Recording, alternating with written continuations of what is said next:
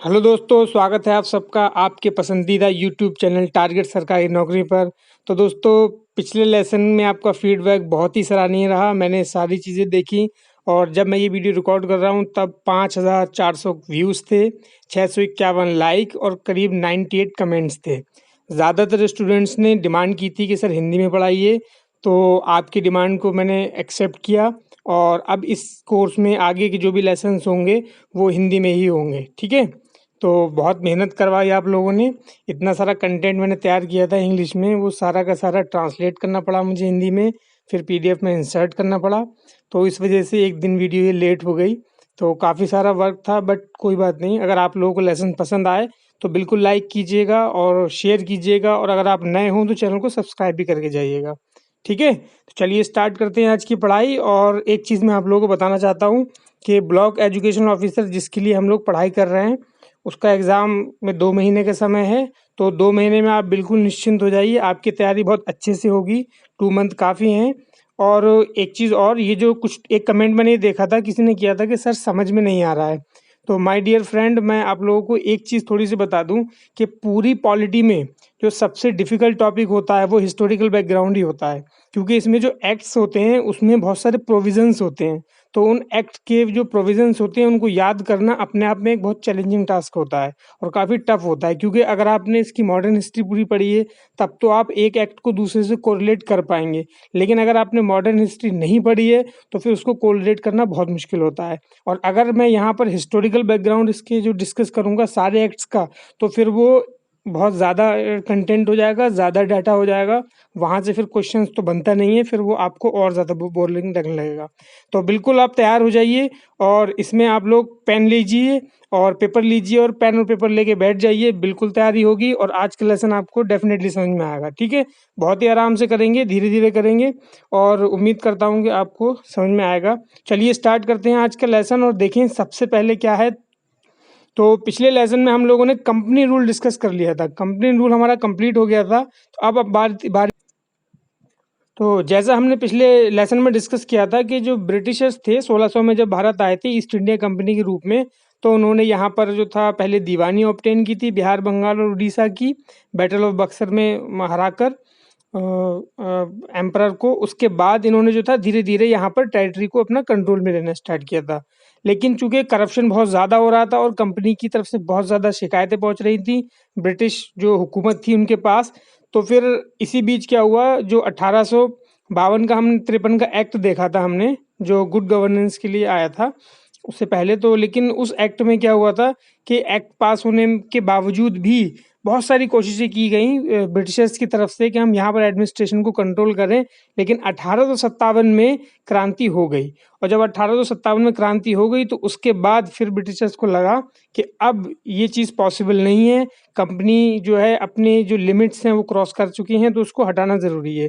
तो फिर उसने क्या किया, एक एक्ट पास किया इसके लिए। क्योंकि हम पॉलिटी एंगल से डिस्कस कर रहे हैं तो हिस्ट्री में मैं ज़्यादा नहीं जाऊँगा। जो एक्ट पास किया हम उस एक्ट पे जाएँगे। बाकी क्या-क्या हुआ, कैसे-कैसे हुआ, वो सारी चीज़ें मॉडर्न हिस्ट्री की बात है। ठीक है? तो जो एक्ट पास किया उन्होंने, जो अधिनियम था भारत सरकार के लिए जो अधिनियम उन्होंने बनाया था 1858 का, government of India act of 1858। Okay?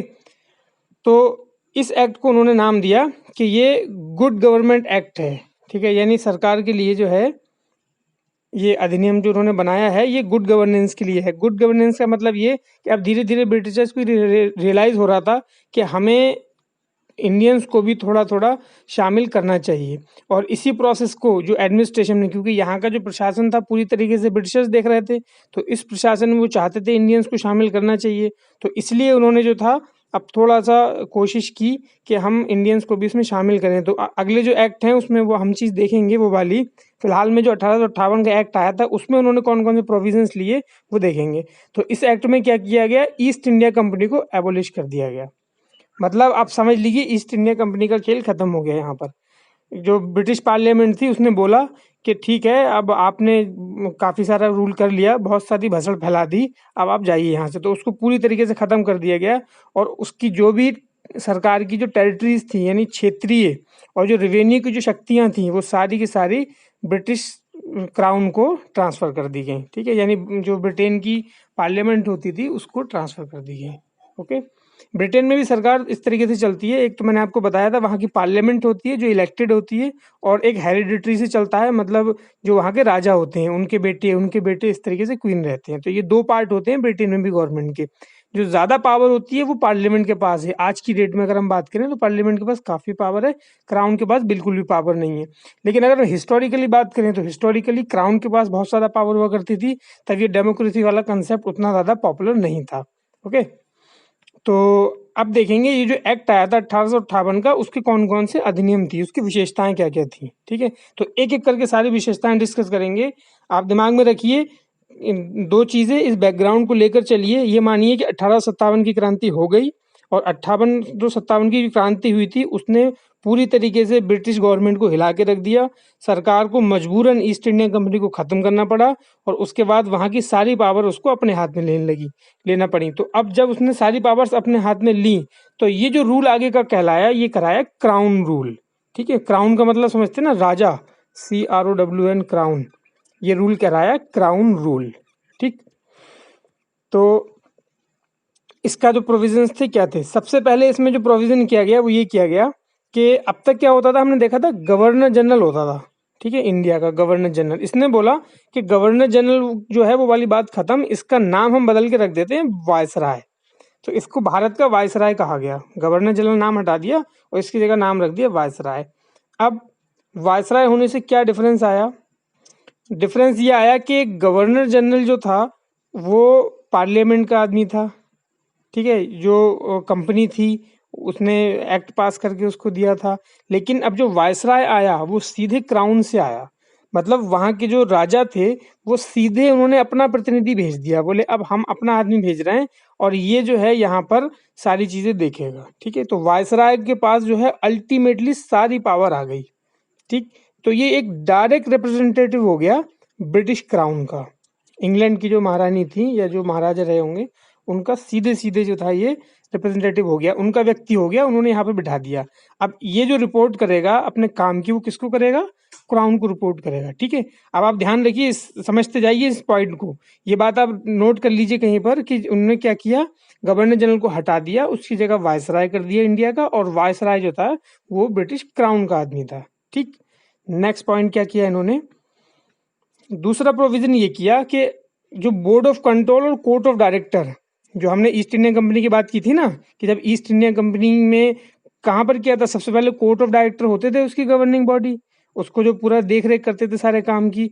तो कोर्ट ऑफ डायरेक्टर को हटाया था, कौन से एक्ट में आया था? पिट्स इंडिया एक्ट में। याद कीजिए, पिट्स इंडिया एक्ट में एक नया बोर्ड बनाया था जिसे बोर्ड ऑफ कंट्रोल कहा था। ठीक है, तो बोर्ड ऑफ कंट्रोल और कोर्ट ऑफ डायरेक्टर, ये दो लोग काम करते थे, दो विंग थे जो काम करते थे वो कंपनी को चलाने में। तो इसको हमने नाम दिया था दोहरी सरकार प्रणाली, यानी डबल गवर्नमेंट। अब इस एक्ट ने इसको खत्म कर दिया, बोले ये जो भी, जब कंपनी खत्म हो गई तो ये अपने आप खत्म हो गया। तो इस सिस्टम को भी उसने खत्म कर दिया, अपना जो भी गवर्नेंस थी उसमें इस सिस्टम को लागू नहीं किया। ठीक है, क्योंकि ये वैसे भी बहुत बड़ा एक ड्रॉबैक था और ये चल नहीं पाया था, इसलिए उन्होंने भी इसको एक्सेप्ट नहीं किया, ये सिस्टम खत्म हो गया। तो दो चीजें हो गई। सबसे पहली चीज हमने क्या देखी, सबसे पहली चीज ये देखी कि गवर्नर जनरल जो था उसको चेंज करके वायसराय कर दिया, और वायसराय क्राउन का आदमी था। और दूसरा पॉइंट ये हुआ कि बोर्ड ऑफ कंट्रोल और कोर्ट ऑफ डायरेक्टर वाला जो सिस्टम था वो खत्म कर दिया गया। ठीक, पॉइंट नंबर 3, वायसराय जो पहले बने थे उनका नाम आप याद रख लेना, लॉर्ड कैनिंग थे वो। ठीक है, इंग्लिश में ऐसे लिखेंगे और हिंदी में लॉर्ड कैनिंग को ऐसे लिखेंगे। तो ये पहले वायसराय बने थे। ये ऐसे क्वेश्चन पूछ लिए जाते हैं जो आपका एक ऑब्जेक्टिव टाइप क्वेश्चंस होते हैं, उसमें ये प्रश्न आ जाते हैं, और ये काफी बार पूछे गए क्वेश्चंस होते हैं। ठीक, नेक्स्ट इंपॉर्टेंट क्या है, अब ये जो इन्फॉर्मेटिव चीज थी ये मैं आपको डायरेक्टली बता दूंगा, इसमें कुछ एक्सप्लेन नहीं करना है, जो एक्सप्लेन करने की चीज है वो मैं आपको समझाऊंगा। अब तीसरा पॉइंट क्या आया यहाँ पर, नेक्स्ट आया सेक्रेटरी ऑफ स्टेट वाली बात। तो अब यहाँ पे वायसराय बन गया था, एक और चीज बनाई गई, भारत के राज्य सचिव, जिसको इंग्लिश में कहते हैं सेक्रेटरी ऑफ स्टेट। ये एक पोस्ट बनाई गई इंडिया में। ठीक है, और पोस्ट बनाने के बाद इसके पास सारी भारत की जो एडमिनिस्ट्रेशन था, यानी पूर्ण प्रशासन का जो अधिकार था, नियंत्रण, कंट्रोल, एडमिनिस्ट्रेशन अथॉरिटी, ये सारी की सारी सेक्रेटरी ऑफ स्टेट को दे दी गई। ठीक, अब ये जो सेक्रेटरी ऑफ स्टेट, इसका मतलब काफी पावरफुल बॉडी बन गई। तो ये जो सेक्रेटरी ऑफ स्टेट था ये कौन होगा? ये ब्रिटिश कैबिनेट का एक मेंबर था, पार्लियामेंट का तो होगा ही होगा, आप समझिए यहाँ बात को। पार्लियामेंट का मेंबर होना एक अलग बात होती है, जैसे इंडिया है, इंडिया की पार्लियामेंट है, पार्लियामेंट के हमारे पास मेंबर्स होते हैं, ठीक है। लेकिन पार्लियामेंट के मेंबर्स के पास लेजिस्लेटिव पावर्स होती हैं। एग्जीक्यूटिव पावर्स किसके पास होती हैं? कैबिनेट के पास होती हैं, ठीक है। तो वहाँ ब्रिटेन की जो कैबिनेट थी, क्योंकि मंत्री जो होते हैं वो कैबिनेट में होते हैं, तो जो न्यूक्लियस ऑफ पावर होता है, यानी शक्ति का जो सही केंद्र होता है, वो कैबिनेट होती है, ठीक है। तो ये कैबिनेट के मेंबर थे, ठीक है। ये डिफरेंस ध्यान रखिएगा। पाल अच्छा, कैबिनेट का मेंबर जो होता है वो पार्लियामेंट का मेंबर होता ही होता है, ठीक। ये अभी जब मैं पार्लियामेंट वाला चैप्टर आप लोगों के साथ डिस्कस करूंगा तो उसमें बहुत क्लियरली, बहुत डिटेल में आपको सारी चीज समझाऊंगा कि इनमें क्या डिफरेंस होता है, कैसे कैसे पावर्स का डिस्ट्रीब्यूशन होता है, किसकी किस पे कितनी पावर डिपेंड करती है, सारी चीज़ हम डिस्कस करेंगे। बस आप पेशेंस बना के रखिए और बस पढ़ते रहिए। ये पार्ट जो है हिस्टोरिकल बैकग्राउंड वाला थोड़ा सा डिफिकल्ट होता है, तो इसमें याद रखने वाली चीज़ें रहती हैं, ठीक। तो ये उसके मेंबर थे कैबिनेट के, ठीक है। तो जब ये कैबिनेट के मेंबर थे तो इसकी जिम्मेदारी किसकी तरफ थी, यानी यहाँ पर जो भी काम होगा उसकी जवाबदेही इनकी ब्रिटिश पार्लियामेंट की तरफ थी, ओके। अब नेक्स्ट देखते हैं इसने क्या किया। अब जो एक बॉडी बनाई गई थी अभी सेक्रेटरी ऑफ स्टेट वाली, जो सदस्य, तो उसकी सहायता के लिए जो राज्य सचिव बनाए गए थे वो अकेले काम नहीं करते, उनकी हेल्प के लिए एक 15 मेंबर की एक काउंसिल भी बनाई गई, ठीक है। तो ये 15 मेंबर की जो काउंसिल थी ये मदद करती थी सेक्रेटरी ऑफ स्टेट को काम करने में। और ये एक एडवाइजरी बॉडी बनाई गई, यानी सलाहकार निकाय था ये। एडवाइजरी बॉडी में फ़र्क होता है, क्योंकि एडवाइजरी बॉडी का मतलब ये होता है कि ये जो काउंसिल है ये अपनी बात कहेगी सेक्रेटरी ऑफ स्टेट से कि भाई ये काम कर लीजिए, ये हमारी एडवाइस है। जैसे प्राइम मिनिस्टर की आज के टाइम में एडवाइजरी बॉडी होती है ना, प्राइम मिनिस्टर की साइंटिफिक एडवाइजरी बॉडी होती है जो विज्ञान के विषय में उनको विभिन्न देती है। इकोनॉमिक एडवाइजरी बॉडी होती है जो उनको आर्थिक सलाह देती है। आर्थिक सलाहकार सुना होगा आपने, प्रधानमंत्री के आर्थिक सलाहकार ने ये सलाह दी, ठीक है। तो ऐसे अलग अलग तरीके के लोग होते हैं जो उनको अपने अपने डिपार्टमेंट के एक्सपर्ट होते हैं, वो उनको राय देते हैं कि ये करना है, ये कर लीजिए, ये मत कीजिए, ठीक है। तो ये एडवाइजरी बॉडी थी। इसका मतलब इसकी जो बात थी वो बाइंडिंग नहीं थी सेक्रेटरी ऑफ स्टेट पे, यानी मानना ना मानना ये सेक्रेटरी ऑफ स्टेट के हाथ में था। ये काउंसिल ऐसा नहीं थी कि इसने जो कह दिया वो मानना पड़ेगा। लेकिन गवर्नर जनरल ऑफ बंगाल जब बने थे, आप ध्यान कीजिए, जो हमने एक्ट किया था रेगुलेटिंग एक्ट ऑफ 1773, जो सबसे पहले एक्ट डिस्कस किया था, तो उसमें क्या हुआ था, उस एक्ट में हमने बोला था कि बंगाल के जो गवर्नर थे उनको गवर्नर जनरल ऑफ बंगाल बना दिया था और एक 4 मेंबर की एग्जीक्यूटिव काउंसिल बनाई गई थी। तो वहां पर जो डिसीजन होता था वो एग्जीक्यूटिव काउंसिल मिलकर लेती थी और उसकी जवाबदेही किसकी होती थी, वो होती थी गवर्नर की। तो वहां पे पेच फंस जाता था, मामला गड़बड़ हो जाता था। वो चाहते कुछ थे, मतलब एक्ट पास हो गया, उनका मन भी नहीं है लेकिन फिर भी उनको जवाब देना पड़ेगा। तो ये एक एडमिनिस्ट्रेशन का फेलियर था, ये सिस्टम गलत बना हुआ था। इस एक्ट में क्या है, ये चीज खत्म कर दी गई। अब देखते हैं अगला प्रोविजन क्या था। तो ये प्रोविजन इस सारे एक्ट के हो गए, ठीक है। तो ये इसका मतलब जो गवर्नमेंट ऑफ इंडिया एक्ट 1858 था उसके प्रोविजन हमने देख लिए सारे। अब देखते हैं कुछ नेक्स्ट एक्ट भी थे इसमें, कुछ और अधिनियम थे। तो इन अधिनियमों में हुआ क्या, देखो, अब 1858 के एक्ट बनने के बाद जो अंग्रेज थे उनको ये बात समझ में आ गई कि अगर हमें भारत में हुकूमत करनी है, यहाँ पर अपना एडमिनिस्ट्रेशन में रहना है, तो हमें भारतीयों को जगह देनी पड़ेगी। तो जब भारतीयों को हमें जगह देनी पड़ेगी तो कैसे देनी चाहिए, इसके लिए कुछ रिप्रेजेंटेटिव इंस्टीट्यूशंस होने चाहिए, यानी प्रतिनिधि संस्थान। कुछ ऐसे संस्थानों का निर्माण होना चाहिए जहां पर भारतीयों को भी प्रतिनिधित्व दिया जा सके। तो इसी चीज को अचीव करने के लिए या इसी गोल को प्राप्त करने के लिए उन्होंने 3 एक्ट पास करे। किसने? ब्रिटिश पार्लियामेंट ने। ये सारे एक्ट जितने भी डिस्कस हो रहे हैं ये ब्रिटिश पार्लियामेंट के एक्ट हैं। आप ये पॉइंट बिल्कुल ध्यान रखना। 1773 एक्ट से जो बात हुई थी और अभी 1947 तक जितने भी एक्ट आएंगे सारे ब्रिटेन की पार्लियामेंट पास कर रही है। उस समय भारत की पार्लियामेंट के एक्ट की बात नहीं हो रही है यहाँ पर, ठीक है। तो ये एक्ट जो बने वो थे 1861 का एक्ट, 92 का और 1909 का। ये 3 एक्ट थे। इन तीनों का मकसद क्या था? रिप्रेजेंटेटिव इंस्टीट्यूशंस का निर्माण करना, शुरुआत करना, यानी जो प्रतिनिधि संस्थान हैं उनकी शुरुआत करना। प्रतिनिधि संस्थान का मतलब है कि भारतीयों को प्रतिनिधित्व देना, ठीक है, और उनको लॉ मेकिंग प्रोसेस में जोड़ना, यानी कानून जो अभी तक अंग्रेज बनाते थे उसमें अब भारतीय भी शामिल हों, ताकि चूंकि इसका हिस्टोरिकल बैकग्राउंड आप ध्यान में रखिए। 1857 की क्रांति हो चुकी है और क्रांति होने के बाद अब अंग्रेज इस चीज कह रहे हैं कि भाई आपको भी हम इसमें शामिल करेंगे, आप लड़ाई झगड़ा मत करो, आप क्रांति मत करो, इस तरीके की चीज़ें मत करो, आप बात मानो, आप भी रूल करो, हम भी अपने चीज़ें बता रहे हैं आपको, इस तरीके से चलो, ये बात चल रही थी। ठीक है, चलिए देखते हैं फिर इसमें क्या किया गया। तो इसमें नॉमिनेशंस किया गया, उस टाइम पे इलेक्शन वाला कंसेप्ट नहीं था।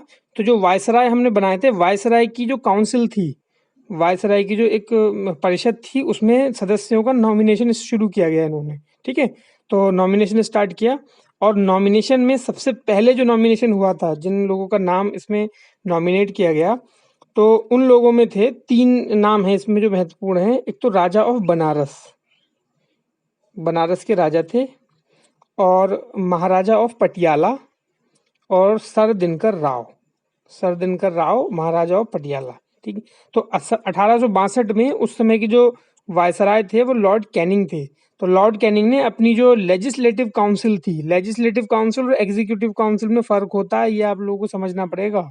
ठीक है, तो ये ध्यान रखने वाला शब्द है, यानी जो हिंदी में इसको बोलते हैं विधान परिषद, लेजिस्लेटिव काउंसिल, विधान परिषद, कार्यपालिका की बात नहीं हो रही है, विधान परिषद की बात हो रही है।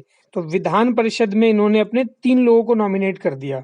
तो फिर यहाँ इसका मतलब भारत की जनता को ये लगने लगे कि ऐसा नहीं है कि हम पे कोई बाहर का व्यक्ति रूल कर रहा है, हमारे ही यहाँ के लोग हैं जो हमारे लिए कानून बना रहे हैं, और वो हमारे लिए बेहतर सोच रहे हैं। ठीक है, तो महाराजा ऑफ पटियाला, सर दिनकर राव और राजा ऑफ बनारस, इन 3 लोगों को नॉमिनेशन हुआ लेजिस्लेटिव काउंसिल में, यानी विधान परिषद में। ठीक, किसकी? वायसराय की, लॉर्ड कैनिंग की। दूसरा इंपॉर्टेंट पॉइंट क्या हुआ इसमें, डिसेंट्रलाइजेशन प्रोसेस जो थी वो स्टार्ट हो गई, यानी विकेंद्रीकरण शुरू हो गया। अब केंद्रीकरण की बात हमने की थी, यानी सत्ता का जो केंद्रीकरण था वो शुरू हुआ था। जो रेगुलेटिंग एक्ट ऑफ 1773 था, वहां पर बंगाल के गवर्नर को गवर्नर जनरल ऑफ बंगाल बनाया गया था, यानी वहां पर केंद्रीकरण प्रारंभ हुआ था, और वो धीरे धीरे बढ़ता चला गया, बढ़ता चला गया, और अंत में जो 1833 का एक्ट हमने पढ़ा था, उसमें सबसे अधिक केंद्रीकरण हुआ था, जबकि गवर्नर जनरल जो था उसको गवर्नर जनरल ऑफ इंडिया बना दिया गया था, और सारी पावर उसको दे दी गई थी। ठीक है, तो ये चीज जो थी ये अब खत्म होना शुरू हो गई। मतलब अब शक्तियां जो थी, जो बाकी जो प्रेसिडेंसीज थी उनसे जो ले ली गई थी, उनको वापस देने की प्रोसेस जो थी वो शुरू हो गई। ठीक है, कौन सी शक्तियां? लेजिस्लेटिव पावर्स, ये भी ध्यान रखना है, पावर्स भी अलग अलग टाइप की होती हैं। ठीक है, तो एग्जीक्यूटिव पावर्स की बात नहीं हो रही है, लेजिस्लेटिव पावर्स जो हैं वो वापस देना शुरू कर दी। किसको? बॉम्बे और मद्रास की प्रेसिडेंसीज को, जिनसे ले ली गई थी। तो ये हो गया सत्ता का विकेंद्रीकरण, इन प्रेसिडेंसियों को शक्ति उनकी वापस देना शुरू कर दी गई। ठीक, तो ये एक महत्वपूर्ण पॉइंट था इसका। अब आगे नोट कीजिए, अब नेक्स्ट क्या है। नेक्स्ट है, तो ये मैंने आपको बता दिया, सारी चीज़ डिस्कस कर दी कि 1833 में ये मैक्सिमम हुआ था। अब आगे हम बढ़ते हैं। हाँ, इसमें कुछ प्रोविंसेस का इस्टेब्लिशमेंट भी किया। तो इस एक्ट ने क्या किया, लेजिस्लेटिव काउंसिल बनाने की बात कही, मतलब वही जो मैंने आपको बताया था, विधान परिषद बनाने की बात कही। किस किस के लिए? बंगाल के लिए, नॉर्थ वेस्ट फ्रंटियर प्रोविंस के लिए, जिसको हम NWFP भी कहते हैं, पंजाब के लिए, इन 3 जगहों के लिए लेजिस्लेटिव काउंसिल बनाने की बात कही कि भाई आप, मतलब ऐसा समझिए आप इसको बिल्कुल आसान शब्दों में, कि बंगाल के, NWFP के और पंजाब के, इन जगह के लोगों से कहा अंग्रेजों ने कि आप अपने लोगों को चुनिए और काउंसिल बनाइए, और फिर अपने कानून बना के अपने आगे चीज़ों को गवर्न कीजिए, खुद रूल कीजिए। ठीक है, तो ये बहुत बड़ी बात हो गई, ये कोई छोटी बात नहीं है जो यहाँ पर एक लाइन में लिखी हुई है, ये बहुत बड़ी बात है कि ये बात बोली जा रही है कि आप खुद रूल कीजिए, यानी स्वायत्तता दी जा रही है, ऑटोनॉमी दी जा रही है। ठीक है, तो ये ऑटोनॉमी की शुरुआत थी।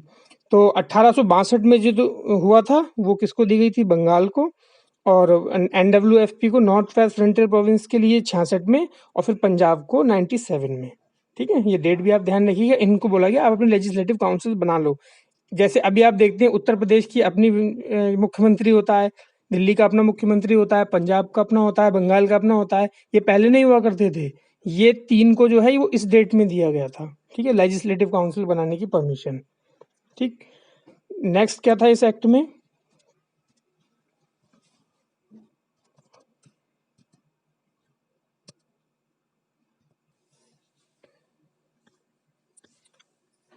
अब इस एक्ट ने एक प्रोविज़न और किया कि पोर्टफोलियो सिस्टम जो था, मतलब लॉर्ड कैनिंग जो थे, उन्होंने एक पोर्टफोलियो सिस्टम शुरू किया था, ठीक?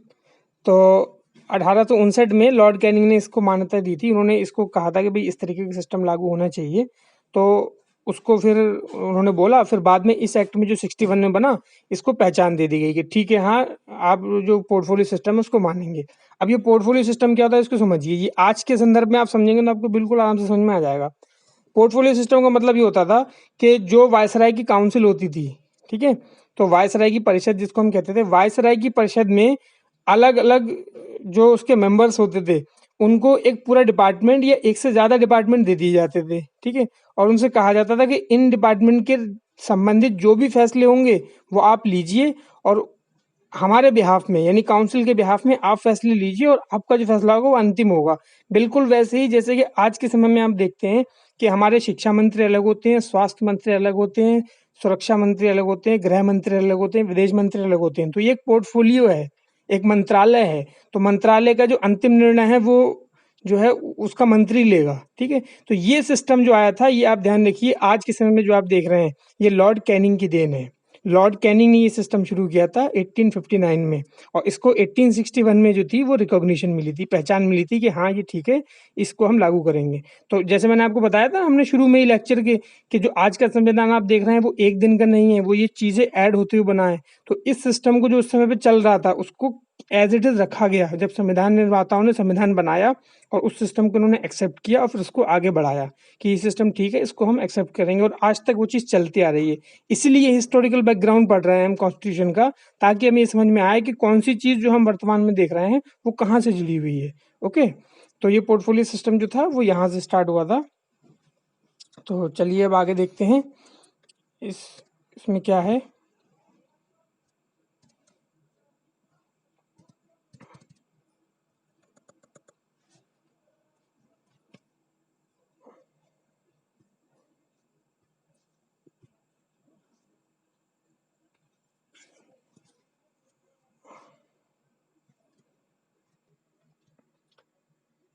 नेक्स्ट इसका प्रोविज़न क्या था?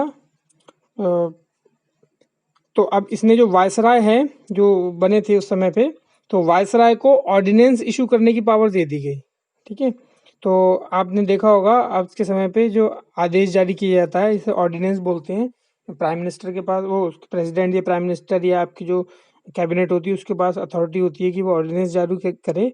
तो ये जो थी विदाउट लेजिस्लेटिव काउंसिल, मतलब अगर मान लो लेजिस्लेटिव काउंसिल की मर्जी नहीं भी है, उसके बावजूद भी वायसराय के पास ये पावर है कि कोई भी ऑर्डिनेंस जारी कर सकता है, और ऑर्डिनेंस जो है वो माना जाएगा, ठीक है, एक कानून की तरह ही माना जाएगा।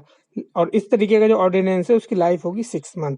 तो ये बिल्कुल वैसा है जैसे आप अध्यादेश आज के समय भी देखते हैं, सरकार अध्यादेश ले आती है, और वो जो अध्यादेश होता है उसकी जीवन काल कितना होता है, 6 महीने का।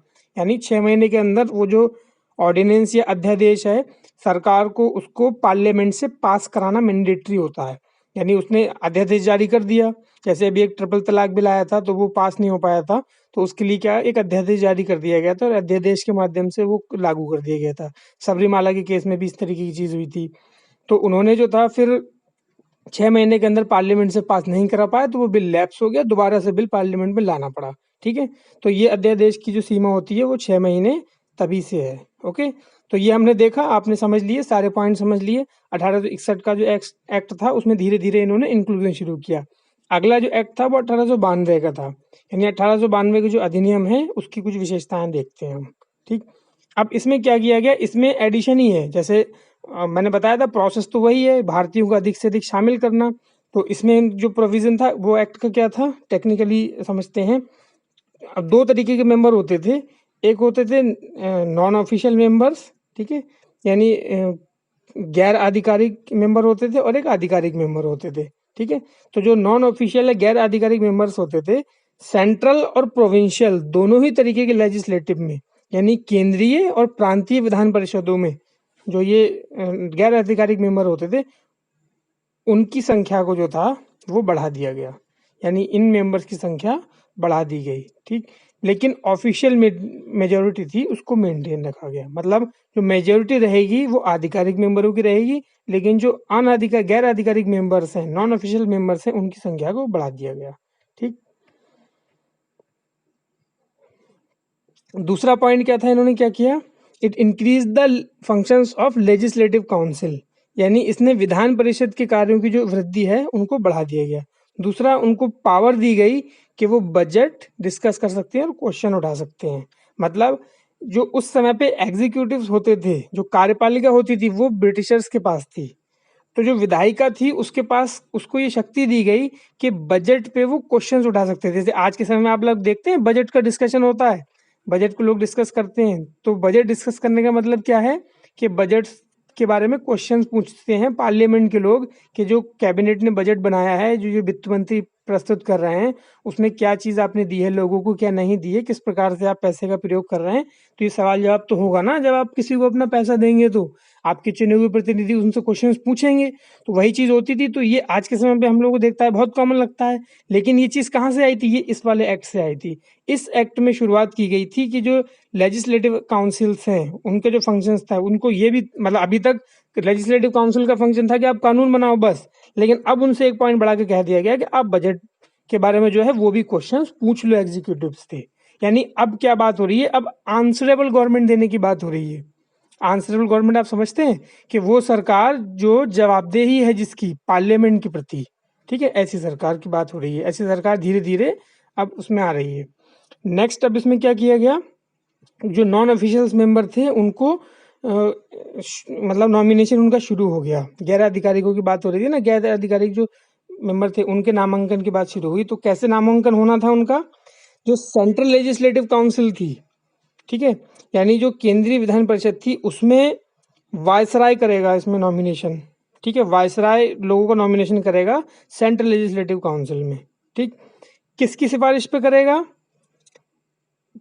प्रोविंशियल लेजिस्लेटिव काउंसिल की सिफारिश पे करेगा, यानी जो प्रांतीय परिषद हैं उनकी सिफारिश पे, और बंगाल चैम्बर ऑफ कॉमर्स जो है इसकी सिफारिश पे। ये उस समय दो बॉडी थी।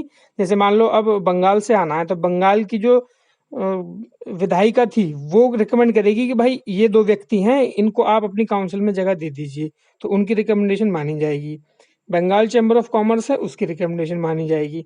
इन दोनों की रिकमेंडेशन मानने के बाद वायसराय नॉमिनेट कर देगा सेंट्रल लेजिस्लेटिव काउंसिल में उन मेंबर्स को।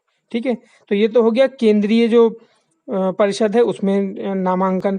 दूसरा हम बात करें प्रांतीय में नामांकन, तो प्रोविंशियल सर्विस, जैसे यूपी की बात करें, उत्तर प्रदेश, यहाँ पर नामांकन करना है तो यहाँ पर नामांकन का काम गवर्नर करेगा। ठीक है, और ये किसकी सिफारिश पे करेगा, ये डिस्ट्रिक्ट बोर्ड की सिफारिश है, जैसे जिला बोर्ड होते हैं, म्यूनसिपलिटी है, नगर पालिका है, यूनिवर्सिटीज़ हैं कोई अच्छी, उनके रिकमेंडेशन पे, ट्रेड एसोसिएशंस हैं, व्यापार संघ, उनके कहने पे, जमींदारों के कहने पे, चैम्बर्स जो अलग अलग हैं उनके कहने पे, राज्यपाल नॉमिनेट करेगा इनमें। ठीक है, तो ये आप समझ गए होंगे। ये प्रोविजंस हो गए इस वाले एक्ट के। अब नेक्स्ट हमारा जो एक्ट था वो आया 1919 में। ये बहुत महत्वपूर्ण एक्ट है। इसने कुछ खतरनाक चीज़ें थी वो इंट्रोड्यूस की, जिनकी वजह से बड़ी दिक्कतें हुई। यहाँ पर अंग्रेजों ने अपनी चालाकी खेली और हमेशा के लिए हमें समस्याओं में घेर दिया। इसको एक्ट को बोलते हैं मॉर्ले मिंटो रिफॉर्म्स। तो ये दो लोग थे, एक थे लॉर्ड मॉर्ले और एक थे लॉर्ड मिंटो। लॉर्ड मॉर्ले जो थे उस समय पे सेक्रेटरी ऑफ द स्टेट थे, भारत के राज्य सचिव थे, और लॉर्ड मिंटो जो थे वो वायसराय थे। ठीक है, तो इन दोनों के नाम से ही जो था ये एक्ट आया था, मॉर्ले मिंटो रिफॉर्म्स। इस एक्ट में क्या हुआ, देखिए, इस एक्ट में कुछ ऐसी चीजें हुई जो बड़ी खतरनाक साबित हुई बाद में। सबसे पहले क्या था, इसमें सेंट्रल, ये तो खैर सीधी बात थी, सेंट्रल लेजिस्लेटिव काउंसिल जी थी, इसमें जो 16 मेंबर थे उनको बढ़ा के 60 कर दिया गया। तो ये तो हमारे लिए अच्छी बात थी, जो अभी तक हम बता रहे थे ना। और प्रोविंशियल लेजिस्लेटिव काउंसिल थी, उसमें भी मेंबर को बढ़ाया गया, लेकिन चूंकि बहुत सारे प्रोविंस थे तो सबके नहीं नंबर आपको याद करने की जरूरत है, बस ये समझ लीजिए उनका अपना अपना रेशियो था, उसके अकॉर्डिंग बढ़ा दिया गया। लेकिन नॉन ऑफिशियल मेंबर्स की मेजोरिटी भी अलाउ कर दी गई। ठीक है, ये आप ध्यान रखिएगा, जो प्रोविंशियल लेजिस्लेटिव काउंसिल्स थी, यानी जो अलग अलग प्रोविंस की जो विधान परिषद थी, उसमें नॉन ऑफिशियल मेंबर्स जो थे उनकी भी मेजोरिटी हो सकती थी। पिछले वाले एक्ट में ऐसा नहीं था। ठीक है, ये पॉइंट यहाँ नोट कीजिए, पिछले वाले एक्ट में नॉन ऑफिशियल मेजोरिटी नहीं थी, ऑफिशियल मेजोरिटी थी। यहाँ पर क्या हुआ, और नॉन ऑफिशियल मेजोरिटी भी अलाउ कर दी गई, यानी जो गैर आधिकारिक विधान परिषद थे उनके लोगों की भी मेजोरिटी हो सकती थी। ठीक, दो चीजें हुई, एक तो इन्होंने मेंबर्स की संख्या बढ़ा दी, प्लस नीचे वाली जो विधान परिषद थी उसमें बोल दिया गया कि यहाँ पर नॉन ऑफिशियल मेंबर्स की भी मेजोरिटी हो सकती है। दूसरा, अब इन्होंने जो था लेजिस्लेटिव काउंसिल होती थी दोनों लेवल पे, यानी प्रांतीय स्तर पे भी और केंद्रीय स्तर पर भी, दोनों जगह पे इनके जो कार्य क्षेत्र थे उनको बढ़ा दिया गया। ठीक है, मतलब कैसे बढ़ा दिया गया, इनसे बोला गया अब यहाँ के जो मेंबर्स हैं उनसे बोला गया कि आप सप्लीमेंट्री क्वेश्चन पूछो, बजट डिस्कस करने की पहले ही पावर दे दी गई थी, और ज़्यादा रेजोल्यूशंस लेके आओ आप, मतलब रेजोल्यूशन ले आओ आप, सप्लीमेंट्री क्वेश्चंस भी पूछो आप, और बजट तो आप डिस्कस पहले से ही कर रहे थे। ठीक है, ये 2 पॉइंट इन्होंने और बढ़ा दिए इसमें। अब नेक्स्ट क्या किया इन्होंने, जो एग्जीक्यूटिव काउंसिल्स थी उसमें भी अभी तक क्या हो रहा था, अभी तक जो भी नॉमिनेशन हो रहा था वो सिर्फ लेजिस्लेटिव काउंसिल में हो रहा था, जो हमारी विधान परिषद होती थी। ठीक है, विधायिका थी। अब बात हो रही थी कि एग्जीक्यूटिव काउंसिल है वायसराय की और गवर्नर्स की, इनमें भी नॉमिनेशन होना चाहिए। तो यहाँ पर जो था सबसे पहला नॉमिनेशन वो सत्येंद्र प्रसाद सिन्हा जी का हुआ था। किसमें? एग्जीक्यूटिव काउंसिल में, वायसराय की। ये बहुत ही महत्वपूर्ण बात है। वायसराय की जो एग्जीक्यूटिव काउंसिल थी, कार्यकारी परिषद थी वायसराय की, उसमें पहला भारतीय जो नॉमिनेट हुआ था वो थे सत्येंद्र प्रसाद सिन्हा जी। उससे पहले सारे लेजिस्लेटिव में होते थे, और इनको क्या बनाया गया था? कानूनी सदस्य, एक लॉ मेंबर के रूप में इनकी नियुक्ति हुई थी। ये महत्वपूर्ण बात है इसकी। ठीक, अब जो खतरनाक बात मैं आप लोगों को बता रहा था वो ये थी, इन्होंने क्या किया, it introduced A system of communal representation for Muslims bye accepting the concept of separate electorate. ये जो कॉन्सेप्ट ऑफ सेपरेट इलेक्टोरेट है ना, ये बड़ा खतरनाक कॉन्सेप्ट है। इस कॉन्सेप्ट का मतलब ये है कि हिंदू लोग जो हैं वो सिर्फ हिंदुओं को चुनेंगे, जो मुस्लिम लोग हैं वो सिर्फ मुस्लिमों को चुनेंगे, जो सिख लोग हैं वो सिखों को चुनेंगे। तो इस प्रकार से भारत में एक बहुत बड़े जो है बड़े बड़े ग्रुप्स बना दिए इन्होंने, डिवाइड कर दिया। ठीक है, लीगलाइज कर दिया कम्युनिज्म को। कहते हैं ना, ये जो एक्ट था इसने कम्युनलिज्म को, जो सांप्रदायिकता है, सांप्रदायिक प्रतिनिधित्व है, सांप्रदायिकता है, इसको लीगलाइज कर दिया, कानूनी रूप दे दिया, यानी कानूनन ये चीज ठीक हो गई। सोचिए कितनी खतरनाक बात होगी। तो इसमें, तो इसीलिए जो लॉर्ड मिंटो थे उनको फादर ऑफ कम्युनलिज्म कहा गया, कम्युनल इलेक्ट्रोड का फादर कहा गया, सांप्रदायिक निर्वाचन का जनक इनको कहा गया। ठीक है, तो ये काफी खतरनाक बात थी। बाद में आगे इसके बहुत भयंकर रिजल्ट निकले, पार्टीशन वगैरह आप लोग जानते हैं, वो सारी चीजें यहीं से पैदा हुई थी। लीडर्स पैदा हो गए अपनी अपनी कम्युनिटी के लिए, और फिर उन लीडर्स ने मिलकर पार्टीशन करा दिया। अगला एक इंपॉर्टेंट प्रोविजन है छोटा सा, it also provided the separate representation of presidencies corporation, chamber of commerce, university, संविधान। मतलब यह है कि इन्होंने कहा कि इसने जो प्रेसिडेंसी कॉर्पोरेशन होती हैं, वाणिज्य मंडल होते हैं, विश्वविद्यालय होते हैं, इनके लिए अलग से प्रतिनिधित्व की व्यवस्था कर दी कि आपका भी रिप्रेजेंटेशन यहाँ पर होगा। ठीक, अब आता है एक और बहुत महत्वपूर्ण एक्ट, जिसको हम बोलते हैं government of India act of 1919, यानी 1919 का भारत का। तो गवर्नमेंट ऑफ इंडिया एक्ट 1919 जो था, भारत सरकार का जो अधिनियम हुआ, इसमें भी बहुत महत्वपूर्ण चीज़ें हुई। और इसने ये कहा कि, मतलब ब्रिटिश जो गवर्नमेंट थी उन्होंने अपनी पार्लियामेंट में कहा 20 अगस्त 1917 को, उन्होंने कहा कि हम भारत को एक जिम्मेदार सरकार देंगे। अब समय आ गया 1919 का, यानी अब बहुत सारे पॉलिटिकल पार्टीज जो हैं वो आ चुकी हैं, राजनीतिक दल, उनके लीडर्स आ चुके हैं, अब घमासान मचा हुआ है। ठीक है, एक तरफ से जो है कांग्रेस है, दूसरी तरफ से डॉक्टर अंबेडकर हैं, तीसरी तरफ से आपके हिंदू महासभा है, इसके अलावा और भी संगठन हैं छोटे मोटे, बहुत सारे लोग हैं जो कि सत्ता में जो है आने की अब कोशिश कर रहे हैं। तो इस घमासान में उन्होंने कहा कि हम एक जिम्मेदार सरकार देंगे, अंग्रेजों ने अपनी पार्लियामेंट में भारत को। कैसे देंगे, उसके लिए इन्होंने एक्ट पास किया। तो ये एक्ट 1919 में पास हुआ था, लेकिन इसको लागू किया गया था 1921 में। और ये कहा गया था कि हर 10 साल के बाद इसका हम रिवाइज करेंगे, और रिवाइज करने के बाद देखेंगे कि क्या प्रोविजंस रहे। इस एक्ट को बोला गया मोंटेगू चैम्सफोर्ड रिफॉर्म्स। तो मोंटेगू कौन थे? मोंटेगू थे सेक्रेटरी ऑफ स्टेट उस समय के, यानी भारत के राज्य सचिव, और जो लॉर्ड चैम्सफोर्ड थे वो वायसराय ऑफ इंडिया थे। ठीक है, उस समय के वायसराय थे, तो इनके नाम पे इसका नाम रख दिया गया मोंटेगू चैम्सफोर्ड रिफॉर्म्स। अब इसकी विशेषताएं देखते हैं, अधिनियम में क्या क्या विशेषताएं थी। पहली विशेषता क्या थी, इसने डिसेंट्रलाइजेशन को प्रमोट किया, यानी विकेंद्रीकरण की चीज जो बात चल रही थी उसको प्रमोट किया। तो जो प्रोविंस थे उन पे थोड़ा सा कंट्रोल इसने रिलैक्स कर दिया अपना, ठीक है, यानी जो पहले बहुत ज्यादा कंट्रोल में थे प्रांत जो थे उन पे अपना कंट्रोल रिलैक्स कर दिया। कैसे रिलैक्स किया, इसने सब्जेक्ट लिस्ट बनाई। इन्होंने बोले कि भाई सब्जेक्ट जो भी बातें हैं, जैसे कृषि का विभाग है, विज्ञान का विभाग है, यातायात का है, अलग अलग विभाग है, इनकी सब्जेक्ट लिस्ट बना लो। और जो सब्जेक्ट लिस्ट होगी उसमें कुछ सब्जेक्ट ऐसे होंगे जिस पे हम कानून बनाएंगे, कुछ सब्जेक्ट ऐसे होंगे जिस पे आप कानून बनाएंगे, ठीक है। तो अलग अलग सब्जेक्ट लिस्ट दे दी गई दोनों को। लेकिन तो इसका मतलब क्या हुआ, यहाँ से ये थोड़ा थोड़ा बढ़ रहे हैं उसकी तरफ, फेडरलिज्म की तरफ। फेडरलिज्म समझते हैं जहां पर सत्ता का विकेंद्रीकरण होता है, लेकिन जो ऊपर की गवर्नमेंट है वो बिल्कुल यूनिटरी रही। उसने कहा कि नहीं नहीं, हम पावर अपने पास ही रखेंगे। तो जो प्रोविंशियल सब्जेक्ट्स थे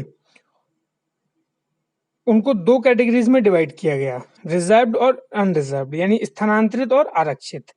तो ये प्रोविंसेस की बात हो रही है, यहाँ पे जो पॉइंट है ये ध्यान रखिए, ये जो सेंट्रल और प्रोविंशियल लेजिस्लेटर्स हैं उनको अपने अपने सब्जेक्ट पे वो दिया गया बना कानून बनाने के लिए, ठीक है। लेकिन जो ऊपर की सरकार थी, जो केंद्र की सरकार थी, वो यूनिटरी ही रही, ठीक है, उसने ऐसा कुछ नहीं किया। तो जो प्रोविंशियल सब्जेक्ट्स थे उनको दो कैटेगरीज में बांटा गया, एक तो स्थानांतरित और दूसरा आरक्षित। तो स्थानांतरित जिसको हम ट्रांसफर्ड भी बोलते हैं, ठीक है। तो जो ट्रांसफर्ड सब्जेक्ट थे, हस्तांतरित विषय जो होते थे, उनको एडमिनिस्टर कौन करता था, गवर्नर, ठीक है, राज्यपाल उनको एडमिनिस्टर करता था। किसकी सहायता से, मिनिस्टर्स की सहायता से। और ये सब लोग मिलके किसकी तरफ जिम्मेदार होते थे, लेजिस्लेटिव काउंसिल की तरफ, यानी सब विधान परिषद जो है उसकी तरफ इन सबकी जिम्मेदारी होती थी। यानी जो गवर्नर है वो और जो मिनिस्टर है ये मिलके इस पर कानून बनाते थे, और फिर इनकी जवाबदेही होती थी लेजिस्लेटिव काउंसिल की तरफ, ठीक है। किन सब्जेक्ट की बात हो रही है, ट्रांसफर्ड सब्जेक्ट की। दूसरे कौन से सब्जेक्ट हैं, रिजर्व सब्जेक्ट, ठीक है, आरक्षित विषय। उन पे क्या था, इसमें इनको एडमिनिस्टर करने के लिए क्या बॉडी थी हमारे पास, इनको एडमिनिस्टर करने के लिए गवर्नर था। दूसरा उसकी एग्जीक्यूटिव काउंसिल थी, गवर्नर और उसकी कार्यकारी परिषद जो थी ये इन सब्जेक्ट पे कानून बनाते थे। लेकिन इनकी कोई जिम्मेदारी नहीं थी लेजिस्लेटिव काउंसिल की तरफ, यानी इनकी विधान परिषद जो थी उसको कोई जवाबदेही नहीं थी, जो मन में आता ये कर सकते थे, वो इनसे कोई क्वेश्चन नहीं पूछ सकते थे, ठीक है। तो ये जो सिस्टम था ये डार्की कहलाया, ठीक है, ये दोहरी योजना कहलाई व्यवस्था की। हालांकि बहुत ही अनसक्सेसफुल एक्सपेरिमेंट रहा ये डीआरकी सिस्टम जो था, डबल रूल इसको हम बोलते हैं, डबल रूल, ये पूरी तरीके से फेल हो गया, कि ऐसा चल नहीं पाया, बहुत सारी प्रॉब्लम्स थी इसके साथ, वो फिर कभी डिस्कस करेंगे, अभी यहाँ पर उतना नहीं पूछेंगे एग्जाम में। नेक्स्ट इसने इंपॉर्टेंट चीज क्या की, इसने बाई कैमरलिज्म को इंट्रोड्यूस किया और डायरेक्ट इलेक्शन। बाई कैमरलिज्म का मतलब ये है कि दो सदन, जो हाउस होगा उसमें दो सदन। तो जो इंडियन लेजिस्लेटिव काउंसिल थी, ठीक है, यानी भारतीय विधान परिषद की हम जिसको बात करें, वो बाई कैमरल लेजिस्लेचर हो गई। बाई कैमरल मतलब इसमें दो सदन बन गए इसके, एक अपर हाउस एक लोअर हाउस, ठीक है, एक ऊंचला सदन और एक निचला सदन। अपर हाउस जो था उसका नाम दिया गया काउंसिल ऑफ स्टेट, ठीक है, और निचला जो हाउस था उसको कहा गया legislative assembly. Council of state का मतलब ये था यहाँ पर कहीं ना कहीं जो राज्य थे उनका रिप्रेजेंटेशन था। आज के समय में बिल्कुल लोकसभा और राज्यसभा की तरह, जैसे राज्यसभा के मेंबर जो होते हैं वो आल्सो मेंबर होते हैं स्टेट्स के भी, स्टेट्स का भी उसमें पार्टिसिपेशन होता है उनको चुनने में। लेकिन लोकसभा के मेंबर जो होते हैं वो एक यूनिटरी पावर को रिप्रेजेंट करते हैं इंडिया को, ठीक है। अब इसकी जो मेजोरिटी ऑफ द मेंबर्स थे इन हाउसेस के, उनको डायरेक्ट चुना गया था, सीधी सीधी इलेक्शन हुए और उनसे उनको चुन लिया गया। एक और चीज इस एक्ट में की गई वो ये की गई कि जो वायसराय की एग्जीक्यूटिव काउंसिल थी, कार्यकारी परिषद होती थी वायसराय की, उसमें 6 मेंबर्स में से 3 भारतीय थे। काफी बड़ी बात थी, लेकिन जो कमांडर इन चीफ था वो भारतीय नहीं था, ठीक है, वो भारतीय नहीं हो सकता था। बाकी 6 में से 3 जो हैं वो भारतीय ही होंगे, ठीक है, 6 में से 3 जो हैं वो भारतीय होंगे, लेकिन कमांडर इन चीफ जो है वो भारतीय नहीं होगा। हालांकि सारी पावर उसी के पास होती थी, ये बात भी समझने वाली है। तो अंग्रेज भी धीरे धीरे चीजें दे रहे थे, लेकिन एकदम से नहीं लूज कर रहे थे।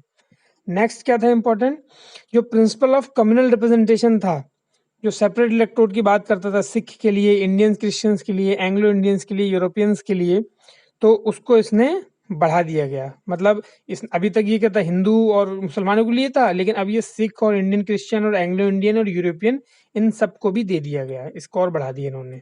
ठीक है, नेक्स्ट, इसमें जो फ्रेंचाइज दी गई, मतलब जो वोट देने का अधिकार दिया गया, वो लिमिटेड लोगों को दिया गया। आज के टाइम पे आप देखते हैं सब लोग वोट डाल सकते हैं। ये डॉक्टर अंबेडकर को आप थैंक यू बोल सकते हैं। उन्होंने ये बहुत ही बोल्ड स्टेप लिया था और ये कहा था कि यूनिवर्सल एडल्ट फ्रेंचाइज होगा। ये मैं डिस्कस करूंगा जब हम फीचर्स ऑफ द कॉन्स्टिट्यूशन पढ़ेंगे अगली क्लासेस में, तब मैं बताऊंगा आपको यूनिवर्सल एडल्ट फ्रेंचाइज क्या होता है। वैसे इसका सीधा मतलब होता है कि कोई भी एक निश्चित एज से ऊपर का व्यक्ति वोट दे सकता है। लेकिन उस समय पे क्या कहा गया था, उस समय भी ये कहा गया था कि जिसके पास एक निश्चित प्रॉपर्टी होगी, जिसके जो एक निश्चित कर देता होगा, टैक्स देता होगा, और जो एक निश्चित रूप से शिक्षित होगा, सिर्फ वही व्यक्ति दे सकता है, बाकी कोई व्यक्ति वोट देने के लायक नहीं है, ऐसा बोला गया था। ठीक। दूसरा, इस एक्ट ने क्या किया, एक नया ऑफिस क्रिएट किया जिसको हम बोलते हैं हाई कमिश्नर ऑफिस। ठीक है, लंदन में इसका ऑफिस था, और जो यहाँ पर सेक्रेटरी ऑफ स्टेट की पावर थी वो सारी इन्होंने उसको ट्रांसफर कर दी। ठीक है, पब्लिक सर्विस कमीशन की बात जो थी, वो सेंट्रल पब्लिक सर्विस कमीशन 1926 में बनी, सिविल सर्वेंट्स को रिक्रूट करने के लिए। एक और इम्पोर्टेंट, जो प्रोविंशियल बजट थे उनको सेंट्रल बजट से अलग कर दिया गया, और प्रोविंसेस को क्या कहा गया कि अब आपने बजट पर आप खुद से कानून बना सकते हैं। यानी कितनी अच्छी बात है कि अब जो प्रोविंस थे, जैसे अभी हम देखते हैं ना आज के समय में कि यूपी में अलग बजट बनता है, पंजाब का अपना अलग बजट होता है, महाराष्ट्र का अलग बजट होता है। पहले नहीं होता था ऐसा। ये जो प्रोविजन था वो यहाँ से इस एक्ट में दिया गया था। इस एक्ट में कहा गया था कि अब आप जो है अपना बजट खुद से बनाइए और खुद से सारी चीजें मैनेज कीजिए। ठीक है, तो ये एक ऑटोनॉमी दी गई, स्वायत्तता दी गई थी। It provided for the appointment of statutory commission to inquire into and report on its working after 10 years of its coming into force। तो एक इंक्वायरी कमीशन बनाया गया, जो इंक्वायरी कमीशन का काम ये था कि आप ये बताएंगे हमें आयोग के बारे में कि 10 साल के बाद जो कानूनी हमने बनाए हैं उनकी क्या रिपोर्ट है। अब यहाँ से थोड़ी सी चीज शुरू होती है। अब हम आते हैं साइमन कमीशन पे, जल्दी जल्दी करते हैं इसको कंप्लीट। साइमन कमीशन से क्वेश्चन पूछ सकते हैं। तो साइमन कमीशन क्या था, साइमन कमीशन 1927 में आया था नवंबर में भारत में, और इसमें 7 मेंबर थे। स्टेचुरी कमीशन था ये, जिसके जो चेयरमैन थे वो सर जॉन साइमन थे, और वो भारत आए थे। 7 सदस्य थे इसमें। सारी ब्रिटिशर्स जो थे उन्होंने उसका विरोध किया था। साइमन कमीशन का काम क्या था, यही जो कानून बना था मॉन्टेगू चैम्सफोर्ड रिफॉर्म वाला, इसको 10 साल बाद रिव्यू करना, लेकिन ये समय से 2 साल पहले ही आ गया था। ठीक है, और सभी लोगों ने इसका बहिष्कार किया। उसका एक बड़ा कारण ये था कि इसके जितने भी लोग थे, मेंबर थे साइमन कमीशन के, वो सारे के सारे मेंबर जो थे वो अंग्रेज थे, ब्रिटिशर्स थे। किसी भी भारतीय को ये नहीं समझा गया कि आप रिव्यू कीजिए। तो इस बात से सब लोग नाराज हो गए कि भाई जब हमको ऑटोनॉमी दी जा रही है तो हमारी बात सुनी जानी चाहिए कि कानून कैसा चल रहा है कैसे नहीं चल रहा है। तो ये चीज़ हुई थी यहाँ पे। ठीक है, तो साइमन कमीशन ने फिर है, हालांकि आया वो, और आने के बाद उसने वापस चला गया। 1930 में उसने अपनी रिपोर्ट पेश की, और रिपोर्ट में समझ लीजिए बहुत इंपॉर्टेंट पॉइंट है ये। रिपोर्ट में उसने 3 चीजें एबोलिश करने की बात कही, 3-4 प्रोविजन दिए। उसने कहा कि साइमन कमीशन की रिपोर्ट में कि जो डायरकी है यहाँ पर, इसको खत्म कर दो। ड्यूअल जो कानून चल रहा है ये सब चीजें बेकार है, इनको हटाओ यहाँ से। और जो रेस्पॉन्सिबल गवर्नमेंट है उनको प्रांतों तक भी एक्सटेंड करो, और एक ब्रिटिश इंडिया की फेडरेशन बनाओ जिसमें जो है ब्रिटिश इंडिया के लोग भी हों और प्रिंसली स्टेट भी हों। इस तरीके की फेडरेशन बनाओ, फेडरेशन बननी चाहिए। ठीक है, अब धीरे धीरे हम बढ़ रहे हैं संविधान की तरफ और भारत के एक होने की तरफ। ठीक, फेडरेशन बनाने की बात कही, लेकिन हालांकि ये फेडरेशन कभी बनी नहीं एक्चुअल में, क्योंकि 1935 के एक्ट में भी नहीं बनी थी, क्योंकि जो प्रिंसली स्टेट्स थे उन्होंने इस फेडरेशन को ज्वाइन ही नहीं किया था। ठीक, इसने यहाँ कहा कि ये जो कम्युनल इलेक्टोरेट है, इसको कम्युनल इलेक्टोरेट की बात हो रही है, सांप्रदायिकता की हो रही है, ये चीज जारी रहनी चाहिए, ये सही है। ठीक है, तो अब इसने अपने प्रपोजल जो थे 1930 में दे दिए साइमन कमीशन में। अब इसके प्रपोजल को कंसीडर करने के लिए 3 गोलमेज सम्मेलन हुए, 3 राउंड टेबल कॉन्फ्रेंसेस हुई। ठीक है, तो ये जो गोलमेज सम्मेलन हुए, 3 राउंड टेबल कॉन्फ्रेंसेस, इसमें किस किस के रिप्रेजेंटेटिव्स आए भाग लेने के लिए, जो ब्रिटिश इंडिया था उसके, ब्रिटिश सरकार के, ब्रिटिश गवर्नमेंट के यानी इंग्लैंड से, ब्रिटिश इंडिया के यानी भारत, जो ब्रिटिश सरकार और ब्रिटिश भारत है उसके, और जो भारत में प्रिंसली स्टेट्स थे उसके मेंबर्स, इन सब लोगों ने इसमें भाग लिया। भाग लेने के बाद इसके प्रोपोजल्स को कंसिडर किया गया। अब यहाँ पर डिस्कशन हुआ, डिस्कशन होने के बाद एक व्हाइट पेपर तैयार किया गया और व्हाइट पेपर को कहा गया कॉन्स्टिट्यूशनल रिफॉर्म्स को लेकर ये व्हाइट पेपर हम तैयार कर रहे हैं, और ये तैयार किया गया और फिर इसको सबमिट कर दिया गया ज्वाइंट सेलेक्ट कमेटी के कंसिडरेशन के लिए। अब ये ज्वाइंट सेलेक्ट कमेटी किसकी थी? ये ब्रिटेन की पार्लियामेंट की ज्वाइंट सेलेक्ट कमेटी थी, उसके बाद इसको भेज दिया गया, अब आप इसको कंसिडर कीजिए। ठीक, उसके बाद ये कमेटी जो बनी ज्वाइंट कमेटी, इसने अपनी रिकमेंडेशंस दी और रिकमेंडेशन में इसने इनकॉर्पोरेट किया सबसे important act, government of India act of 1935। हम इसको डिस्कस नहीं करेंगे हालांकि इस वीडियो में, लेकिन आप भी समझ लीजिए वर्तमान का जो संविधान है उसमें सबसे ज्यादा जो प्रोविजंस है, यानी पूरी जो स्ट्रक्चर है उसकी, वो government of India act of 1935 पर ही बनी हुई है। इसी को पूरी तरीके से कॉपी कर दिया गया था।